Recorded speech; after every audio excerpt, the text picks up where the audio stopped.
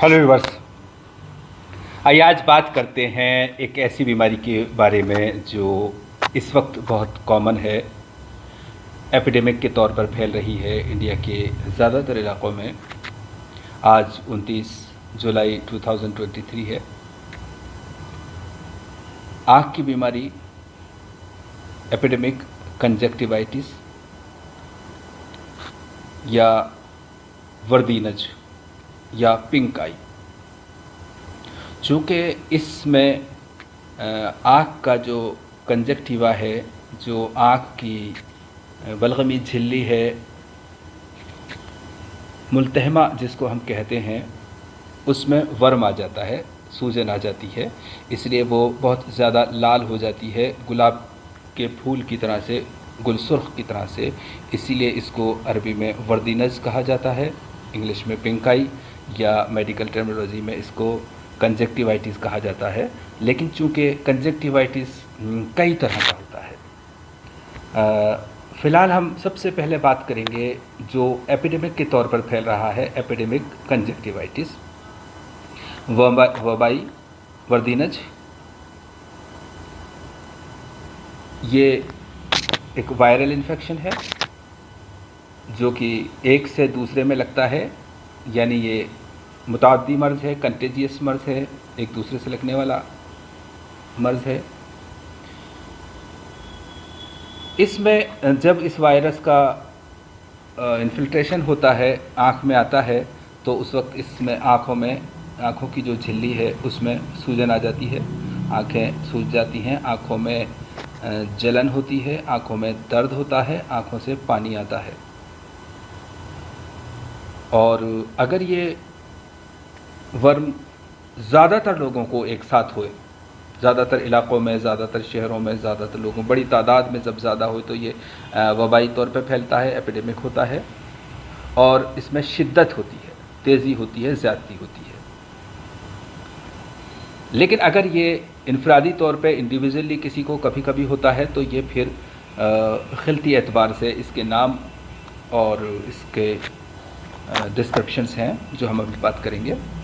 फ़िलहाल हम असल में आज का वीडियो हमारा न सिर्फ हमारे यूनानी के प्रैक्टिशनर्स के लिए है, बल्कि हमारे जो जनरल व्यूवर्स हैं जो घरेलू तौर पे इस तरह की चीज़ों का इस्तेमाल करना चाहते हैं, उनके लिए भी ये एक सलाह के तौर पे एक वीडियो है।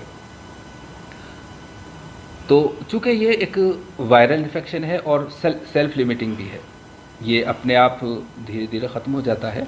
इसीलिए इसके उसूल के तहत हम पहले 3 दिन तक इसका कोई भी इलाज ना करें, कोई दवा नहीं डालें, आँखों में पानी भी नहीं डालें, इस तरह से आँखों को बचाएं। धूल, धुआं, धूप, चमक, रोशनी, ऐसी चीज़ों से बचाएं। खाने में गर्म चीज़ें, मिर्च मसाला, फ्राइड आइटम्स, ड्राई फ्रूट्स, ऐसी चीज़ों को नहीं खाएँ।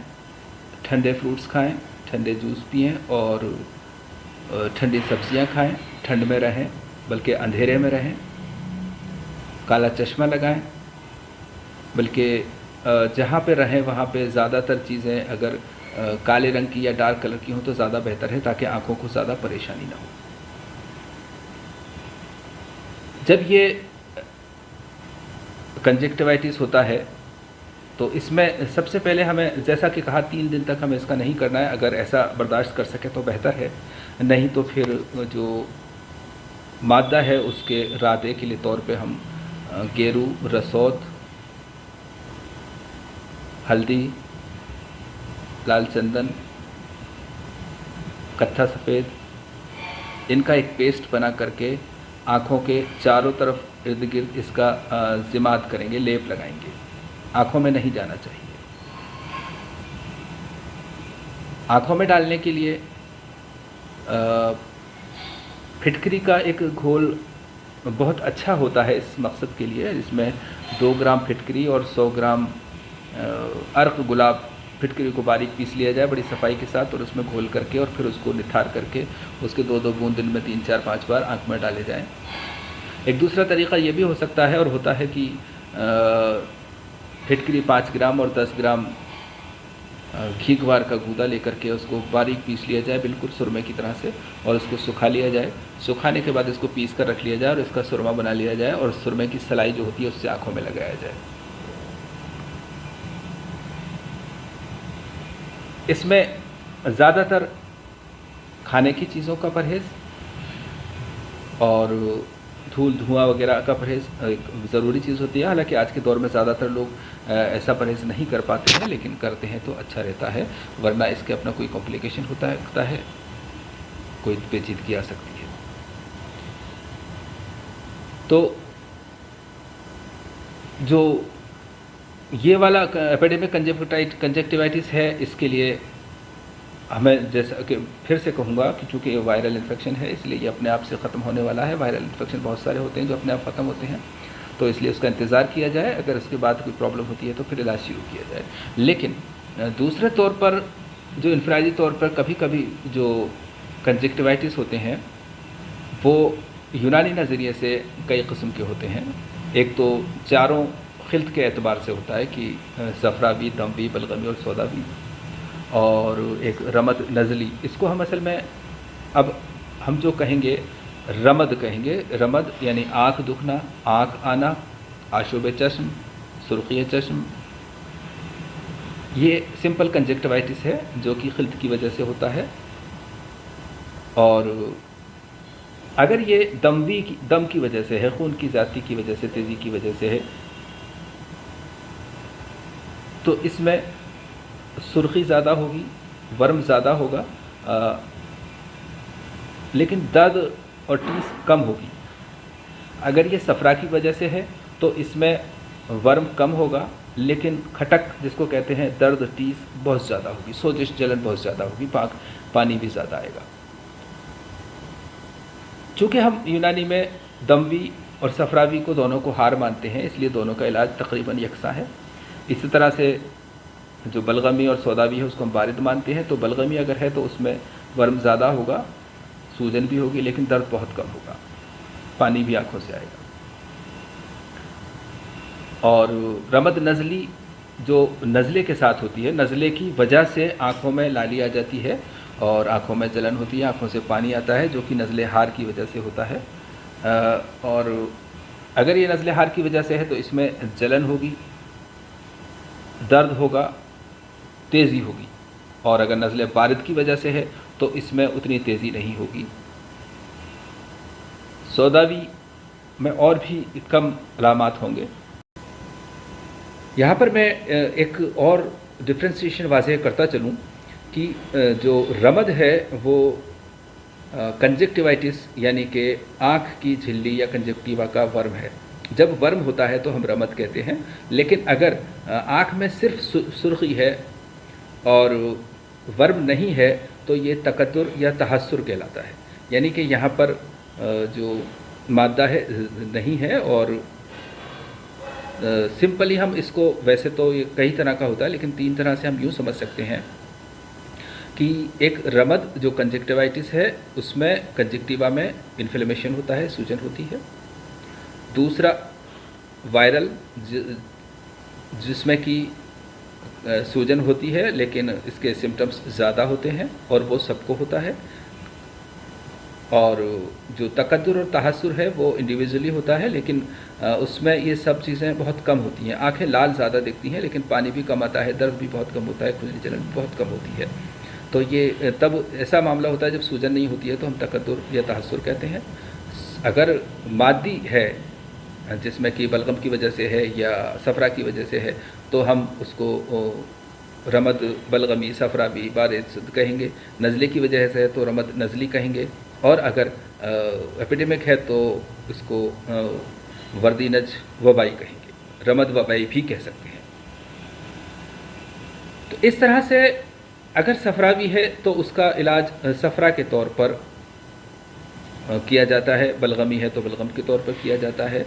लेकिन एक जो फ़िलहाल के लिए एक बहुत ही सही नुस्खा जो है फिटकरी वाला, जो मैंने बताया कि फिटकरी को गुलाब जल में घोल करके आँखों में डाला जाए, तो ये बहुत फ़ायदेमंद साबित होता है। वैसे तो जो ज़िमाद है, जो लेप है, जो आँखों की तरफ करते हैं, उसमें गेरू, रसोत और संदल सुर्ख अपनी जगह ठीक रहता है। लेकिन अगर ये चीज़ अवेलेबल नहीं है तो इन 5-7 चीज़ों में से जो भी चीज़ें आपके पास अवेलेबल हों उनको बिल्कुल बारीक पीस करके और इस्तेमाल कर सकते हैं, जिसमें कि गेरू, रसोत, संदल सुर्ख, मको, हल्दी, कत्था सफ़ेद, हलेला जर्द, ये सब चीज़ें जो भी जितने भी इंग्रेडिएंट्स आपके पास हों उनको बारीक पीस करके और इसका इस्तेमाल आँखों के चारों तरफ करें, आँखों में न जाने पाए, इस बात का ध्यान रखें। और जब सिर्फ आँखों की सुर्खी होती है, जिसको हम तकद्दुर कह रहे हैं, वहाँ पर इतरी फल मुंडी बहुत अच्छा काम करती है। बहुत से लोग देखे होंगे आपने जिनके हमेशा ही आँखें लाल रहती हैं, उसमें कभी खुजली होती है, जलन होती है, लेकिन आँखें हमेशा ही लाल रहती हैं, या कहें कि ज़्यादातर टाइम लाल रहती हैं। ये बचपन से शुरू से ही हो सकती है, जवानी में भी हो सकती है, लेकिन बचपन में शुरू होती है और ये जवानी तक रह सकती है अगर इसका प्रॉपर इलाज नहीं किया जाए तो ऐसे मामले में इतरी फल मुंडी एक बेहतरीन दवा है। रोज़ रात को सोते वक्त 12 ग्राम इतरी फल मुंडी पानी के साथ खाएं। गर्म चीज़ों से जैसे गोश्त, अंडा, मुर्गा, बैंगन, सौंठ और फ्राइड आइटम, मेवाजात, इनका परहेज़ करें। हरी सब्जियां खाएं, ठंडे फ्रूट्स खाएं, पानी खूब पिएं।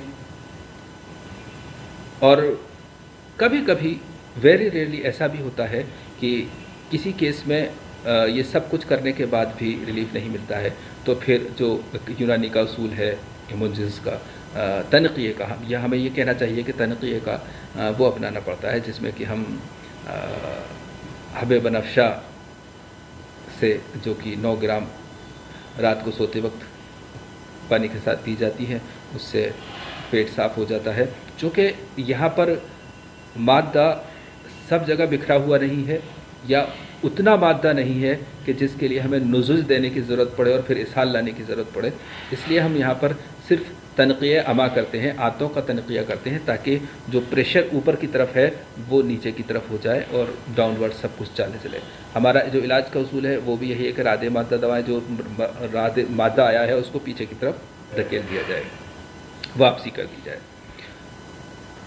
तो ऐसा भी होता है, तो तब ये हम इस्तेमाल करते हैं। और उसके बाद फिर मुक़व्वियात जो भी ज़रूरत पड़ती है, चाहे वो इतरी फल मुक़व्वी दिमाग हो या ख़मीरा गाज़ुबा सादा हो, इस तरह की दवाओं का इस्तेमाल किया जाता है। लेकिन मैं आखिर में एक बार फिर से ये कहूँगा कि इस वक्त जो एपिडेमिक कंजक्टिवाइटिस चल रहा है, उसके लिए जो 3 दिन का की ज़रूरत अगर बर्दाश्त कर सके तो इलाज नहीं करें, अपने आप ठीक हो जाता है ज़्यादातर, और नहीं तो फिर जो फिटकरी का महलूल है, लोशन है, वो आप इस्तेमाल करें।